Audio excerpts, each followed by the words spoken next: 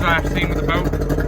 Because this didn't have a metal plate underneath it, it came up. So this has to be replaced for a new plate underneath it. This has to get bolted down.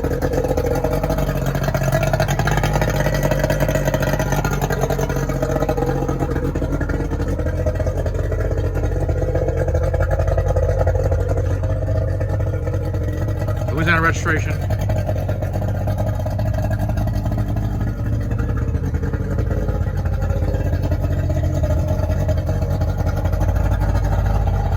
This would have to get replaced because apparently someone decided it'd be a smart idea to cut the little hook that was the end of it. So, giving you a heads up.